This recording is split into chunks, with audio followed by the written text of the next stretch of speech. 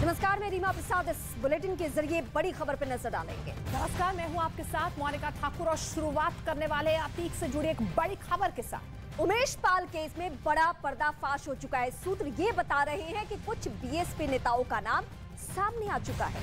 अतीक के परिवार से बीएसपी नेताओं से पैसों का लेन देन हुआ था और ये लेन देन हत्याकांड से 3 महीने पहले ही हुआ था। अतीक के घर से बेड में बरामद रजिस्टर से पर्दाफाश हुआ है। एक खुलासा हुआ है।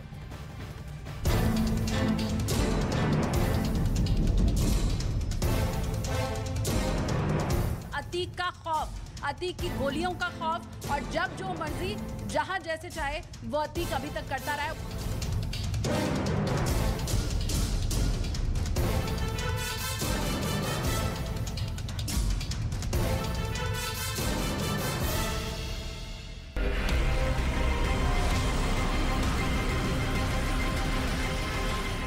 नमस्कार, आप देख रहे हैं देश का number 1 Hindi news channel news 18 India. मैं हूं आपके साथ पूजा।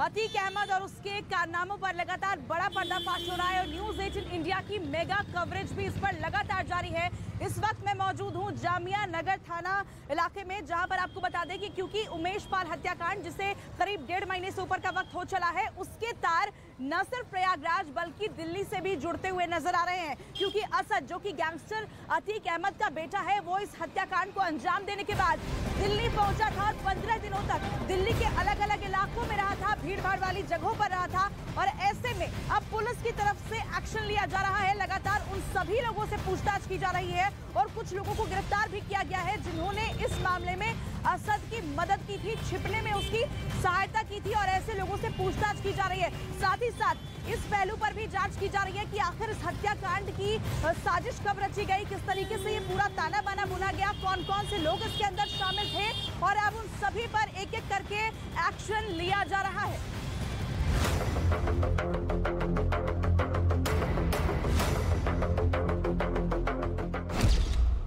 तारीख 11 फरवरी, जगह बरेली जेल, प्लान उमेश पाल का मर्डर। उमेश पाल हत्याकांड में बड़ा खुलासा हुआ है। उमेश पाल के मर्डर का प्लान हत्या से कई दिन पहले तैयार कर लिया गया था। पूरी प्लानिंग 11 फरवरी को बरेली जेल में की गई थी। बरेली जेल में अतीक के भाई अशरफ के शूटर के साथ मीटिंग हुई थी। इस गैरकानूनी मुलाकात में शूटर गुड्डू मुस्लिम, गुलाम और उस्मान चौधरी शामिल था। बरेली के आसपास अतीक गैंग के कुछ लोग भी प्लानिंग का हिस्सा थे।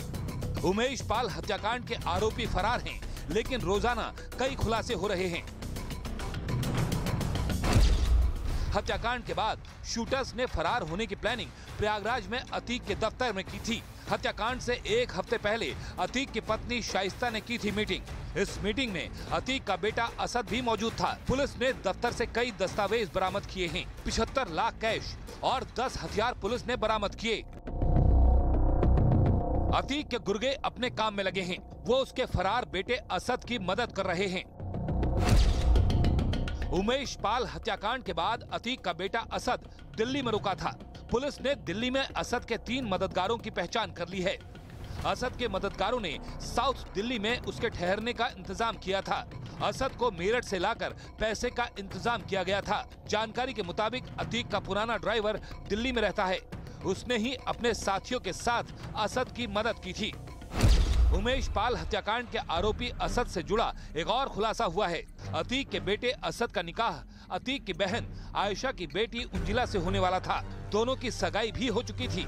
पुलिस माफिया के बेटे असद और उसके गुर्गे की सरगर्मी से तलाश कर रही है। पूरी अतीक फैमिली कानून के शिकंजे में है। अब अतीक की बहन आयशा नूरी के साथ उसके 2 भांजियों को भी आरोपी बनाया गया है। पुलिस जल्द ही तीनों पर इनाम घोषित कर सकती है। अगर उमेश पाल हत्याकांड में अतीक फैमिली के रोल की बात करें तो माफिया अतीक को उमेश पाल मर्डर का मुख्य आरोपी बताया जा रहा है। अतीक का भाई अशरफ भी प्लानिंग में मुख्य भूमिका निभा रहा था। पत्नी शाइस्ता पर पूरी प्लानिंग को एग्जीक्यूट करने का आरोप है। बेटे असद ने पूरे शूटआउट को लीड किया। दूसरे बेटे अली ने जेल से ही गैंग की मदद की। वहीं अतीक की बहन आयशा नूरी ने हत्याकांड के बाद शूटर्स को पनाह दी। इसी मामले में उसकी 2 बेटियों को भी आरोपी बनाया गया। नूरी का पति यानी अतीक का बहनोई अखलाक पर भी शूटर्स को पैसे से मदद करने का आरोप है। अब जरा ये सीसीटीवी देखिए। तीनों को शूटर्स को मदद करने का आरोप है। उसका एक सीसीटीवी भी सामने आया है जिसमें शूटर गुड्डू मुस्लिम अतीक की बहन आयशा नूरी के घर आता दिख रहा है। वो आकर कुर्सी पर बैठता है, उसको नाश्ता परोसा जाता है। उसके बाद आयशा पर पति अखलाक गुड्डू मुस्लिम के गले भी मिलता है। इस वीडियो से साफ है कि आयशा नूरी जो अपने आप को बेगुनाह बता रही है वो शूटर्स के साथ मिली हुई है और शूटर्स को छिपाने और फरार करने में मदद कर रही है। अतीक का ये लेडी गैंग है। इसमें उसकी बीबी शाइस्ता, बहन आयशा नूरी, अतीक का भाई अशरफ की बीबी जैनब फातिमा और भांजी उंजिला भी शामिल है। अतीक एंड कंपनी अब आखिरी सांसें ले रहा है।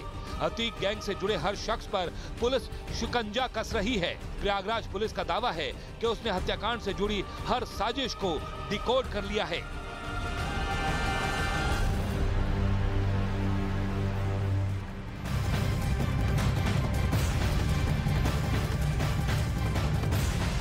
उमेश पाल हत्याकांड में पुलिस ने अतीक के करीबियों पर शिकंजा कसना शुरू कर दिया।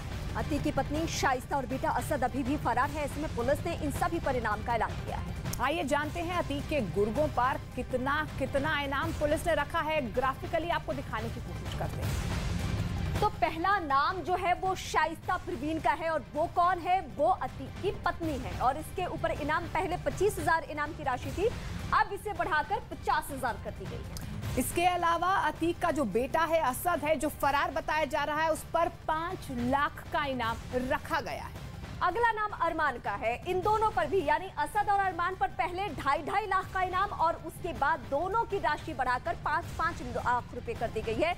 यानी ये तीनों ही चेहरे बहुत जरूरी है। और अब अगला नाम मोनिका गुलाम का आता है। बिल्कुल, देखिए गुलाम पर भी 5 लाख का इनाम रखा गया और इसके अलावा गुड्डू मुस्लिम, उस पर भी 5 लाख का इनाम रखा गया है। यानी परत दर परत जो है खुलती तो जरूर जा रही है लेकिन शिकंजा भी कसता जा रहा है।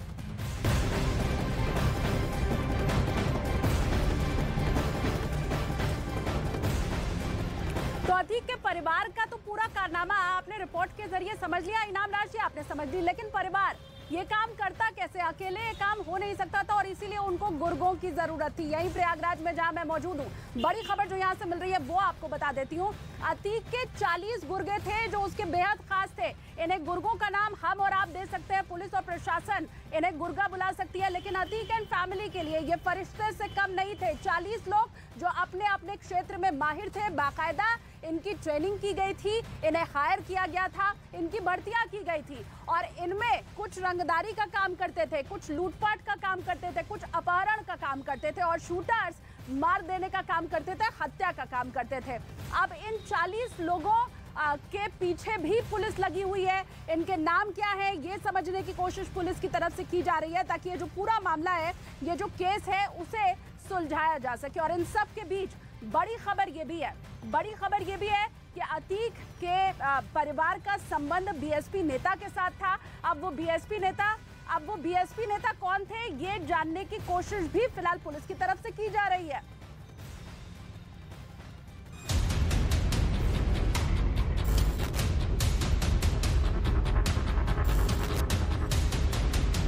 उत्तर प्रदेश के अंदर कोई माफिया सिर तान करके नहीं चल सकता है।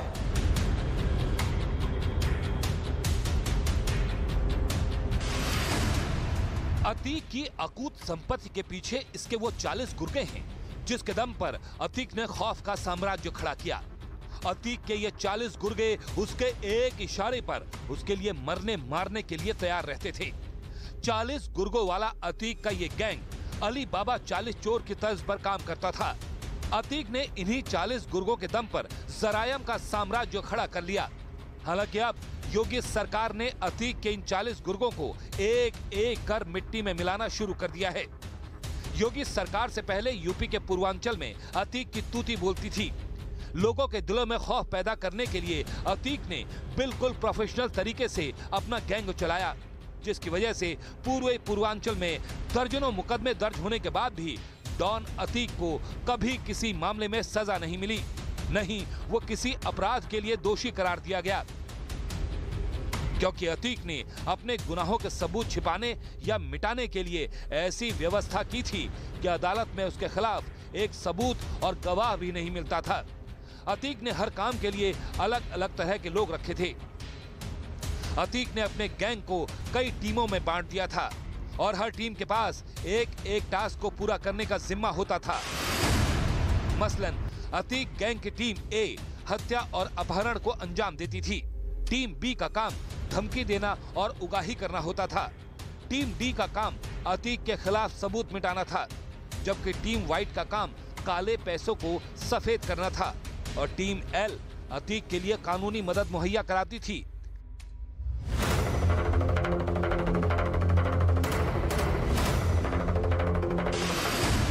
अतीक का वकील खान हनीफ इसी तरह की टीम का हिस्सा था। यानी IS-227 सिर्फ गैंग भर नहीं बल्कि एक क्रिमिनल ऑर्गेनाइजेशन था जो संगठित तरीके से अपराध को अंजाम देता था। अतीक गैंग में हर गुर्गे का काम तय था। अपहरण, हत्या और रंगदारी का काम शूटर्स को दिए जाते थे, जबकि फंडिंग और फाइनेंस का काम आम कारोबारी जैसे दिखने वाले लोग किया करते थे। अतीक के गैंग में प्रोफेशनल किलर से लेकर प्रोफेशनल कारोबारी तक शामिल थे। अतीक गैंग पूर्वांचल का ऐसा गैंग बन चुका था जिसके जुर्म के सबूत अगर मिलते भी तो उन्हें मिटाने के लिए ताकतवर लोग पूरा दमखम झोंक देते थे।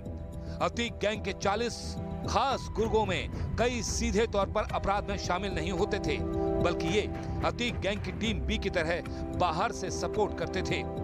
इस तरह से अतीक के गुर्गे पुलिस की नजर से बचे हुए थे और पुलिस के रिकॉर्ड में इनका कोई जिक्र नहीं था। और यही अतीक की सबसे बड़ी ताकत भी थी, जिसके बूते उसने जनता के दिलों में अपना खौफ पैदा किया। राजनीति में उतरकर सत्ता के रसूख के दम पर अपना वर्चस्व भी बनाए रखा। अतीक गैंग में हर तरह के अपराध को अंजाम देने वाले शातिर अपराधी भर्ती किए गए थे। मसलन गुर्गा नंबर 31 है जाबिर, जो अतीक के लिए उगाही का काम करता था। गुर्गा नंबर 32 जैद अतीक के लिए रंगदारी वसूलता था। गुर्गा नंबर 33 उबैद रंगदारी मांगने का काम। गुर्गा नंबर 34 असाद कालिया पैसे जुटाने का काम।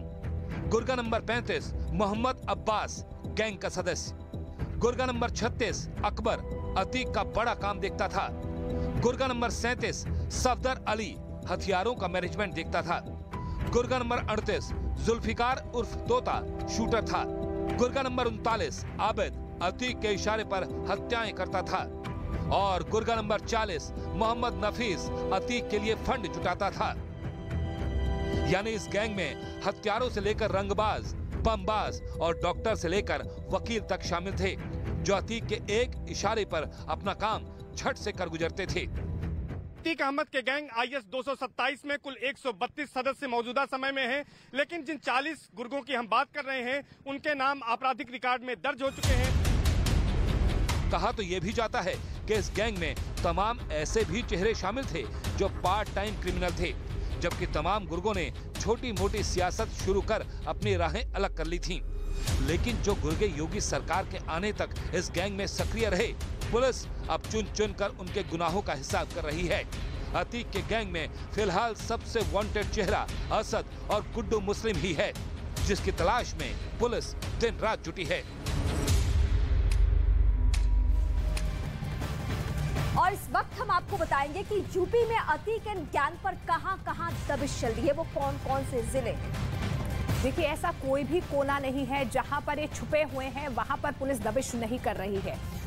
तमाम हम आपको ग्राफिकली दिखाने की कोशिश कर रहे हैं। देखिए, मेरठ, बुलंदशहर, आगरा, बरेली, ये तमाम ऐसे इलाके हैं जहां पर लगातार छापेमारी हो रही है। और उत्तर प्रदेश का मैप इस वक्त आपके सामने है। लखनऊ जो कि राजधानी, मऊ और प्रयागराज जहां से उसका साम्राज्य चलता था। यानी उत्तर प्रदेश का कोई भी कोना, कोई भी जगह नहीं छूटा है जहां पे उसने कोशिश ना की हो अपना साम्राज्य फैलाने की। लेकिन आज उसकी हैसियत बस इतनी है कि जिंदगी उसकी सलाखों के पीछे गुजरती है।